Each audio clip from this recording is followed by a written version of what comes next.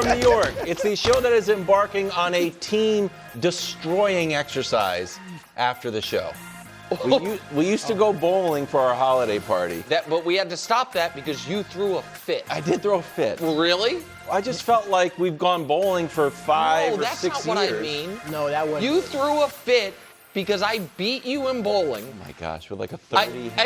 And exactly. He beat you, what, 81 to 75? I beat him twice, got $100 out of him, and then needled him about it. And Wilds looked at me, dead serious. He was like, I know you think this is good for camaraderie. It's not. Well, that's very important. There's a certain point. So we can't do it anymore. On top of me. Y'all were going at it. You were. But now we're doing He ping pong. was like, you talked in my backswing. Like I was up for a spare. He was. Generally, like, what are we doing? Not high school free throws. He got legit mad. So now we had to change sports. So now we're doing ping pong. Ping pong's gonna be bad too. It's gonna be real bad. I am great at ping pong, but I'm missing the part. Wow. Why are you missing? Why are you missing That's that? it's so unlike Drew to miss one of our post-show activities. Prior engagement. I need to know earlier about the parties. We have a party. We are starting in Foxborough with the best team, according to the standings, in the AFC, the New England Patriots, team of the century. NFL. Dropped the Giants to 33-15. Drake had 2 more touchdowns, no big deal. Patriots have won 10 in a row. Brew, what have the Patriots proven to you during this 10-game win streak? Wilds, brace yourself. Okay, I'm ready.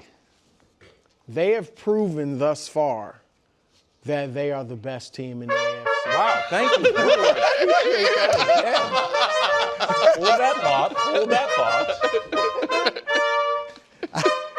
See, I should know by now.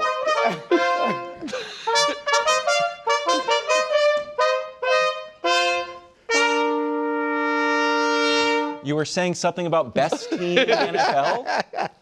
In the I AFC, should know I that think they're coming. Oh, And AFC? I forget every time.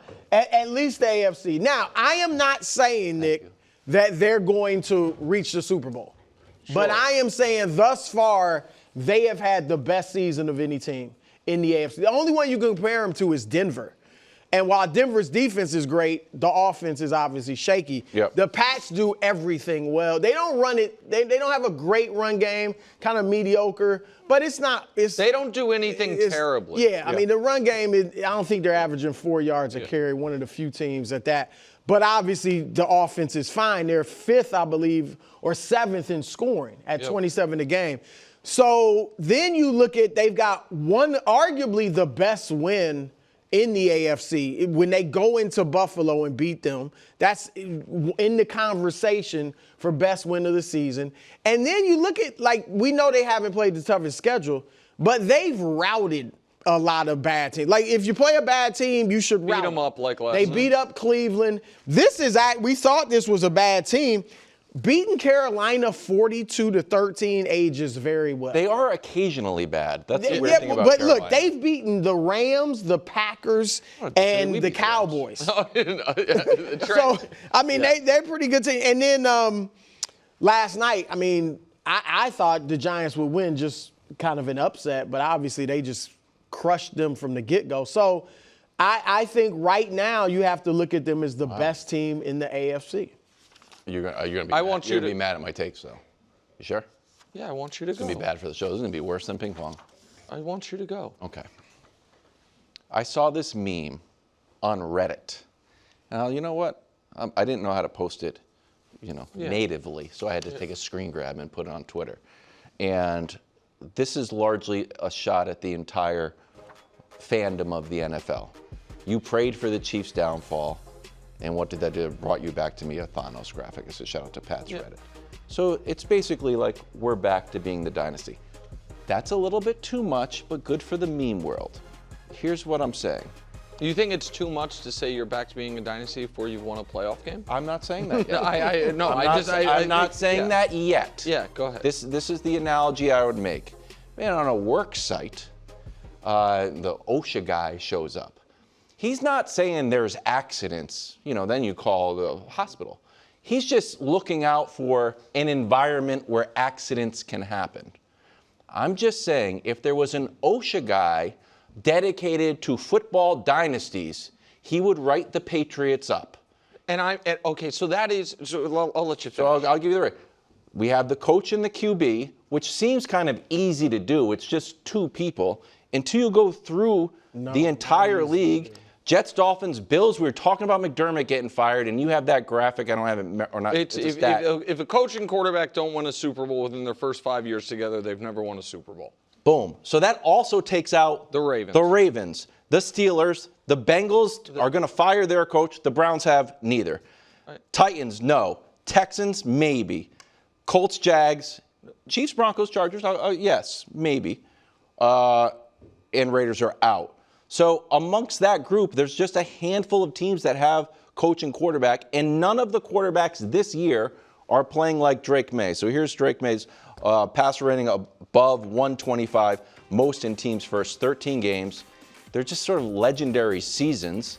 I don't know if Lamar seems legendary, but it was a quality season. That was a great. Yeah, he almost won MVP. We're kind of. I'm not saying we are a dynasty. I'm just saying there's a lot of elements of dynasty that I would be nervous about if I wasn't a Patriots Okay, fan. so this is. You said you thought this was going to be bad for the show because of the Chiefs graphic. That's not at all. I don't care about something dumb on Reddit. I think the part that I react to on that is I think you are setting yourself what should be nothing but jubilation. Because I was going to say nothing but good things, and I still will. You forget the cart before the horse. You're 30 steps out in front. And maybe because you guys had the greatest dynasty in the history of football. Yeah, dynasty's in our DNA. But it's not. I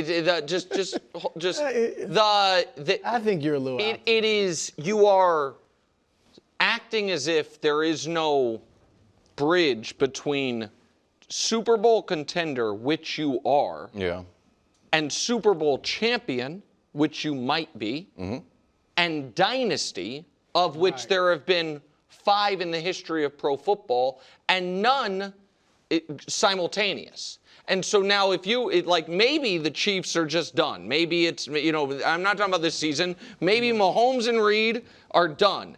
But it's also very often that we don't go consecutive dynasties. I've never once in my life following sports heard of a team discussed as a dynasty before it has played a single playoff game. And your OSHA stuff, all of that could apply to a bunch of teams right now. Like right now, that is not the dynasty pedigree, but it's what the Chargers feel.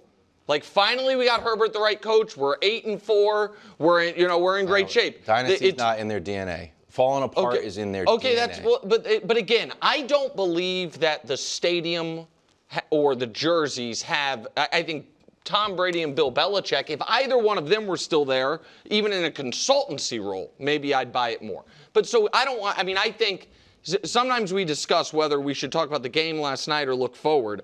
Today we agreed we're going to look forward. I didn't know we were going to look forward 7 years. But it has to start. But dynasty is a little strong. But KW, because dynasty's not in your DNA. It's in Tom Brady. It's in Tom Brady's DNA. This is this century. I'm just before Brady. It was just this century. I just started this. I mean, again, it is, and it. I'm gonna say what I was gonna say at the beginning because I want to be positive because they deserve it today. I'm not yet putting Drake May on the Mount Rushmore of quarterbacks, which he will be if you have a dynasty. I'm not yet putting Mike Vrabel in the Hall of Fame, which he will be if you have a dynasty. Though I'm not yet saying that Drake May is going to win more Super Bowls than Brett Favre and Aaron Rodgers combined. I'm not saying we have a dynasty. I'm just saying there's open paint cans in the corner that someone needs to take care of. What you were right about, you ticked him off with your take. Well, but it's just, I just think it's silly, to be totally honest. Because my big takeaway is, most rebuilds are fraudulent, and the Patriots are proving it. It does not. If you are in Atlanta, and it's seriously, guess what? You don't have the guys. You've had a couple years of Raheem and Penix. You don't have it. Correct. If you're in Minnesota, you don't have the guy. You've had two. I understand he's been hurt. You've had two. You believe you have the coach. You don't have the quarterback. If you have the right coach and the right quarterback, and it's not a rookie quarterback, you know by year 2, even if they've only been together 1 year. Like Chicago, in a lesser way, is proving it as well. It does not take 4 years to tear down and rebuild. If you have the right 2 guys that you're talking about, it can be instantly done. And the other thing that, to me, they've proven is validating what I said about Drake May a few weeks ago, which I think you agreed with, which is, to me, he is, Brew, a top 5 quarterback moving forward. I believe that. I don't think he's going to have a fall off. And of all the quarterbacks younger than Lamar, Josh, Patrick, Joe, so those guys are 28 to 30. So that is Herbert. That is Jaden. That is CJ. That's Caleb. That's Purdy. J-Lo. That's Love. That's Hurts. That's the Prince. I'm going to include him. That's Nix. I'd rather have Drake May than any of them. Oh, yeah. I mean, but think about what you just said, KW. You just said, dismissively, I included Jalen Hurts in there. Well, it's been a rough He's way and off so Hurts. Hurts takes up no space in I'll his give you. mind anymore. I'll just say I'll defend Jalen Hurts and tie to another question that I thought about while you were talking. We're like, what's the dynasty? There's no through line. 1, Mike Vrabel, the head coach, was part of the dynasty playing. 2, it's Tom Brady's offensive coordinator making this game very easy for Drake May. So I do think there is a through line, and the Josh McDaniels piece that Jalen Hurts is missing. The fact that there isn't, Jalen Hurts has been a victim of his own success with a turnover of coaches being poached, offensive coordinators being poached. Sirianni's still there, obviously. Where I think Josh McDaniels has kind of had his cup of coffee as a head coach. I think that he's settled down. But this is now the same. You can now put back to you the same arguments that when we would have going into last year's Super Bowl, and we were talking about could Mahomes catch Brady, and it's like, oh, how many Super Bowls does he need? And Wilds is big on he needs 7. So now the arguments to me was, okay, so Josh is never getting one, so Lamar's never getting one. So Joe Burrow's never getting one. That combo platter. Right, that's fine. But they can fire their coaches. Okay. But if the beginning of their careers were the Chiefs dynasty, and now we're in the 11-2, 0 playoff win, not yet clinched the playoffs, but I think they'll get their Patriot dynasty, then I guess those guys who are some of the greatest quarterbacks ever, and Jalen Hurts, who's one of the greatest winners ever, and Nick Sirianni, who's John Madden, they're all just done winning championships? It's tough to think about. Gentlemen, thank you as always.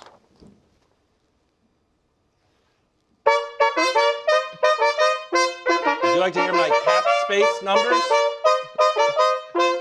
We've also got the most cap space and 10th most next year. Thank you.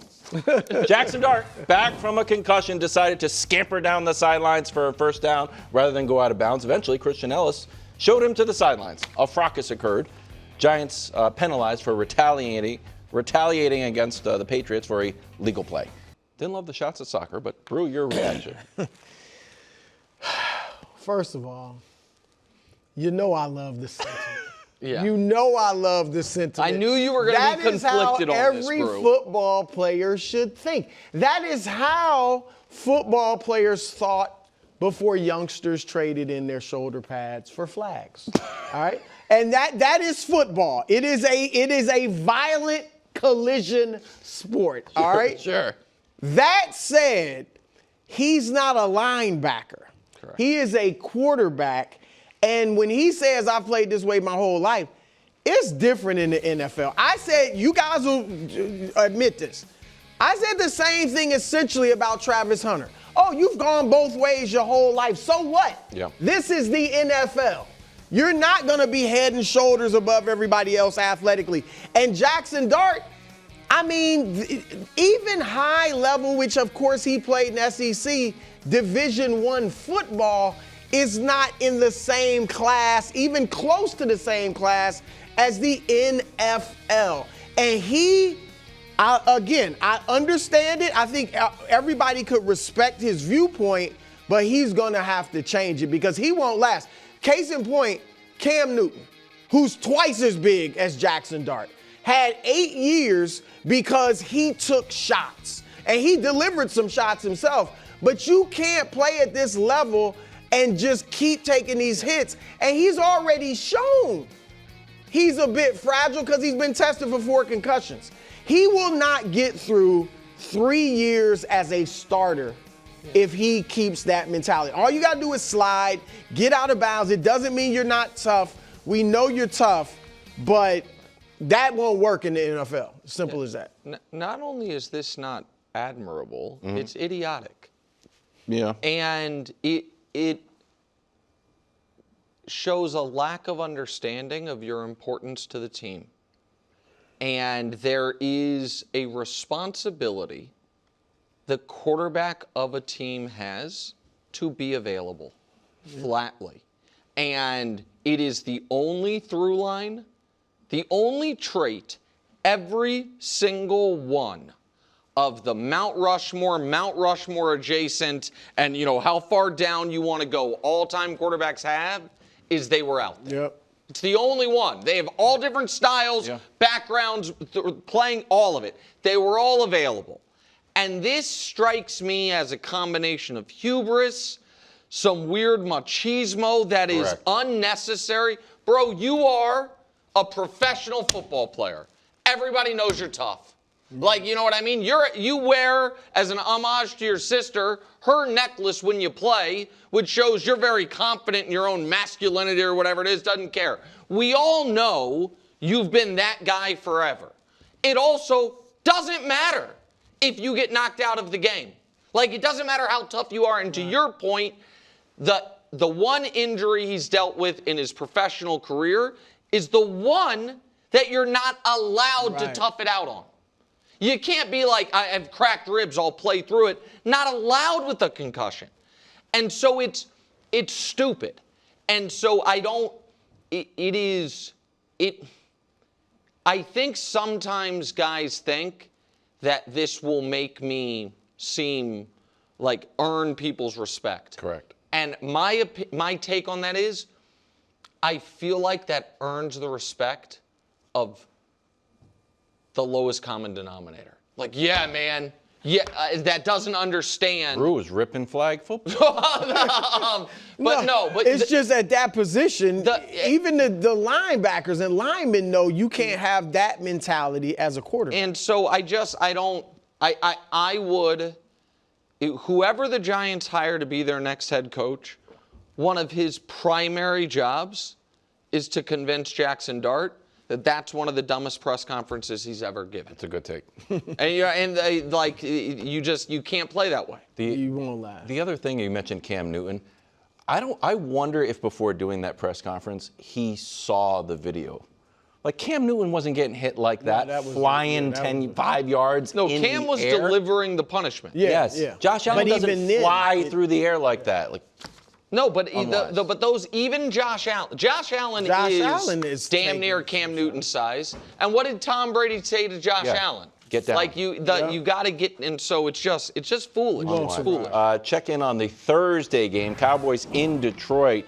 Dallas a field goal underdog. Dak starting to feel confident after beating both of last year's Super Bowl teams last week. Who do you trust more, Cowboys or the Lions? Hey, this is fuzzy analysis, but I just can't imagine Detroit goes out like this. And that's really the end of it. Like, I did not expect Detroit to be as good this year as they were last year. I didn't look at them as a preseason Tier 1 Super Bowl contender. But it is almost impossible for me to imagine a scenario where and I understand now Amon-Ra's banged up, Terrion Arnold's on IR, but where a Detroit team that's been mostly healthy throughout the year is going to be de facto eliminated from playoff contention in the first week of December.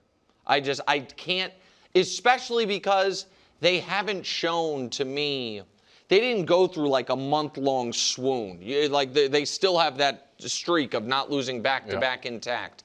And so, and the flip side of that fuzzy analysis is, I saw firsthand how good Dallas can be last week, and we saw them come back from 21-0 down on Philly. it is very difficult for me to see a Cowboys team that right before that got beat by Arizona and blasted by the Broncos. I know the Broncos are good, but they don't blast people. Yeah. That they are all of a sudden in a 2-week stretch going to go Philly, Kansas City, Detroit, win. And so that is not the sharpest analysis. I understand it. But because of those scenarios, and it's in Detroit, and I think this is the first time all year Detroit has been desperate. Cowboys have been desperate, which means you've almost used like some of your desperation oil already. I like Detroit. Well, here's the thing with that fuzzy analysis, as you called it. We would have absolutely said the same thing about the Chiefs. And we're still saying it. You know, like there's no way their backs against the wall, they're losing to Bo Nix in Denver. There's no way backs against the wall, Thanksgiving Day, all of America watching, most watched game ever maybe, regular season, they're not losing that to Dallas, and it's happened. I trust Dallas more. Now, a couple years ago, I would have said Detroit, you know, but that Detroit, number one, is not as good as – I think this is their worst team in the last 3 years. Yeah. I don't think the 12-5 team that made it to the conference championship, I think was better. Last year when they won 15 games, I think they were better. Defensively, even with all the injuries last year, they still were a top 10 defense in scoring. This year, they're 15th in scoring defense. You mentioned Terry and Arnold, the cornerback being out, is huge in this game. Because you got to deal with George Pickens and CeeDee Lamb, right? Laporta's already out, the tight end. Now you might be out without Amon-Ra St. Brown. And I just think I think Brian Schottenheimer has brought – they look better coached. I know I joked about him earlier in the season when they were losing and everything. They look better coached than they did last year. You don't see the game management mistakes that we used to see under Mike McCarthy, who's obviously was a successful coach. So I think that'll transfer to their mentality, whereas in the past, I don't know if they got kind of full of themselves or they read their press clippings or whatever it was, but I think this team will be more dialed in. And the other thing, Nick, in a few of the games you mentioned that lost, like Denver and stuff, they didn't have this defense, like some of the guys that came back, Overshown.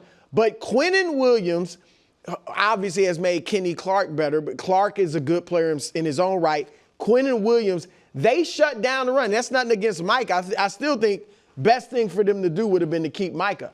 But they do shut down the interior runs. So you can't really run on them up the middle, which will be interesting in this game with Jahmyr Gibbs, who's a great running back. But, yeah, I just think the defense has now become at least solid. And with that offense, yeah, I trust them more because I don't think Detroit's the same. 3-0 after the bye. Their defense has gone from 31 points a game to 22 points a game. Welcome back to First Things First. Greg Jennings is here. We're talking about Shedeur. His second start netted 8 points for the Browns as the 49ers rolled, and Brock was hitting the Dougie in the end zone. Welcome back to the Dougie. Notice we haven't talked about Brock. Well, we only talk about Brock when his job's on the line. I mean, really. Did you want Browns-Niners to make Monday's show? What should we have taken out, Drew? If Brock had thrown 3 interceptions, it would have made Monday's show. Of course. When a man bites a dog, that's the story. New York Times. 16 for 25, 1 touchdown. Do you expect Shedeur to prove he's the Browns' franchise quarterback? Expect is too strong. I would love to see it. You guys know I thought he should have been the first quarterback taken in the drafts. But still, at this point, with all that's happened, expect is too strong. What I do expect is him to prove, I think he's already proven he's better than Dylan Gabriel. I think some might say, well, he's been about the same. But just the fact that he can throw it downfield, like with regularity and complete passes, past 15, 20 yards. Like, he can do all the small, short stuff that Gabriel was doing, plus he gives you that extra dimension. So I think he's proven that. And one of the reasons I'm shaky on the expecting him to prove he's a franchise quarterback is I don't know how Stefanski, and I'm not saying he's against him, but who knows? But there's, you want to read body language all you want. But I thought in this game, Shedeur threw 25 times. he threw, I think 10 of his passes came in the last 2 possessions in the fourth quarter. So through 3 quarters, he threw 15 passes. Their season is over as far as playoffs or anything like that. This is all about seeing what Shedeur can do, so let him throw the football. I'm not sure Stefanski's going to do that. He might keep him at 20 passes and below. So if he will let him throw the ball, and it might be bad, I don't know, but you have to see what this kid can do. So I will go this far and say I do expect Shedeur over the course of the next several games, hopefully he starts the rest of the year, to at least prove, Greg, he should go into training camp next year with a chance to start. Like that he You're not drafting a quarterback. I can't – I mean well, that would mean he's proven he's the franchise quarterback. I think he will prove that he's got a chance to start next year. Like he'll be in the battle next year. I won't go further than that. Okay. I'm kind of tracking what you're saying. For me, it's a matter of him being in the discussion at the end of the year. And a large part has to do with them giving him the opportunity to just explore who he is and what he has the potential to be as a pastor. You mentioned his attempts. They have to give him an opportunity to just play. Yeah. Because you're not playing for anything. I understand there's a way you want it to look if you're Kevin Stefanski, but you're trying to make decisions moving forward at this quarterback position.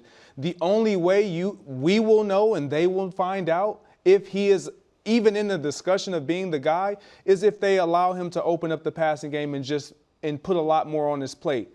That being said, I do believe it's going to be challenging because we're going to get a mixture of what we saw the first time we saw him out. It is for his first start. Yeah. Right. And then this second start. And neither of them are superb, but the first start, it was like, okay, they got something.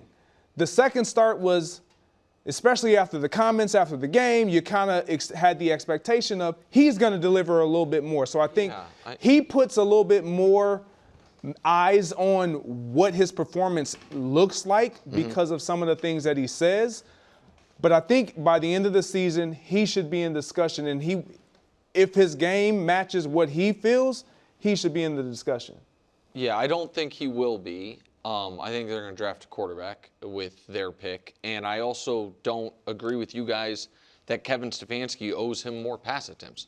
Kevin Stefanski's trying to – Shedeur Sanders, whether he should or shouldn't have been, was a 5th-round pick. It is not the head coach's number one job. If Dylan Gabriel were playing and they were in a 10-8 game with the Niners, none of us would say, man, even if it cost them a chance to win, they should have let Gabriel throw more. And they have more invested in Gabriel than they do Shedeur. Now, I never understood the Gabriel pick. I'm not a Gabriel fan of the player. But the Browns, what Stefanski is trying to do is keep his job. And the best way for him to do that is to win a few games. Yeah. And that Niners game, even if he doesn't know who his quarterback is? I think he has very strong beliefs that his quarterback is not on the roster. And I think that most teams the quarterbacks on the roster were a 3rd-round pick and a 5th-round pick, neither of whom wowed you enough in the offseason to displace Joe Flacco, you feel like that they are not going to grow enough in the next 9 months to where maybe they will have a way long-term future, a la, Kirk Cousins eventually becoming a starter from being a 4th-round pick. But I think that they believe they're going to have to go find a quarterback. And if Shedeur surprises them, great. But I am not crafting my game plan around trying to acquire as much knowledge as possible about Shedeur Sanders. I'm crafting my game plan around trying to beat the Niners. Wow. Obviously you want to win games. But I think they got 2 things left this season. See if Shedeur is your guy for next year and Myles Garrett breaking the sack record. That's it. And I know I don't want to be unfair to the rest of the roster, and obviously you want to try to win. But I think they need to find out, and I think the owner feels the same way. If Shedeur's the guy. Can I just add just one more thing? I understand a lot of people are ascribing a lot of nefarious things to Stefanski, and I do believe that he's in a weird spot because I think the pick was pushed upon him by ownership. I do believe that. But I also think it's in play that the best thing for Shedeur is limited passes. And Stefanski knows it. And that it was like, keep them honest with the run game, keep it close, don't get in must-pass situations. Like, I do think it is possible, guys, that Shedeur, that if they were like, hey, Shedeur, it's all yours today, it would not turn out well at all right now. I wonder how the story changes next week if he outplays Cam Ward. Yeah, against the Titans. I think it's specifically, and then he's got Caleb the next week. Like, ooh, 2 number-1 picks. If he can just go, toe-to-toe with those guys. The Titans might be the worst team I've seen in 10 years. So I think that's a possibility. I think I'd be shocked. But it would just be straight. If I was a decision maker, like, man, that's the #1 pick. I think Shedeur, and again, he obviously hasn't looked great. I think he's looked better than you would think he's looked like the way he's been treated this year. And I get it. I'm not saying they've done him wrong. The way he's been treated, Stefanski hasn't shown any real, affection to him or anything like that in his comments. Didn't give him the game ball. I get it. Myles Garrett was great with the sacks. But whatever. Rookie in his first start gets a win. Your team never wins. But, I think Shedeur has looked better than what I would expect from him based on Stefanski's actions. I thought, man, he must be looking like he can't grasp an NFL offense the way they I thought, treated him. Okay. He scored 8 points. I mean, it's not. No, it wasn't great, but I mean, I thought he looked pretty decent. All right, Titans, Browns on Sunday. The Steelers got rolled in their own building by the Bills. Mike Tomlin was serenaded with boos and fire Tomlin chants. Should Tomlin be on the hot seat? I think a mutual parting of ways could benefit everybody. I think it could. I think that Mike Tomlin, for all of his strengths, it's pretty clear he's not going to be able to manufacture a team that has a competent offense unless he has a quarterback in place. And that's not, listen, I'm not going to kill him for it. There's a lot of good coaches that are that way. Not third rail it, but a lot of people think that applied to Bill Belichick. You know what I mean? He, as great as he was defensively, if he didn't have the quarterback in place, it wasn't going to be able to work offensively. I think it's safe to say they're not winning a playoff game this year. I feel confident in that.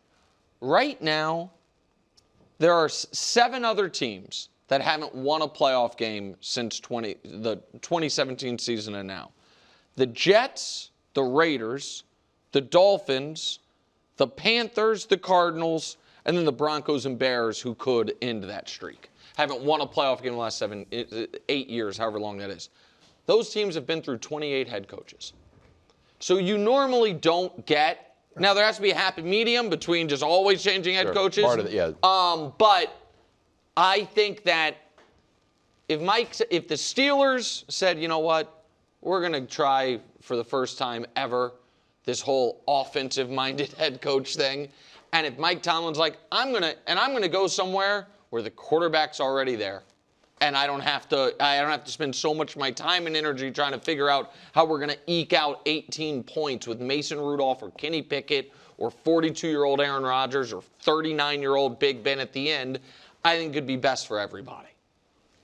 So for me, firing him seems extreme.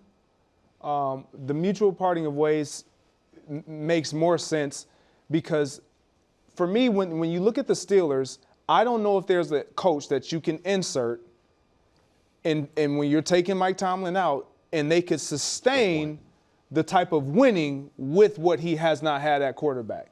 And so I don't want to discredit what he's done. However, in saying that, he talked about the standard is the standard. That's winning is our game, or I think it's winning is entertainment. Yeah, football is our game, and winning is our business, or we're in the business of winning. That's how he defines it. They haven't been in the business of winning when it matters most. That's the issue.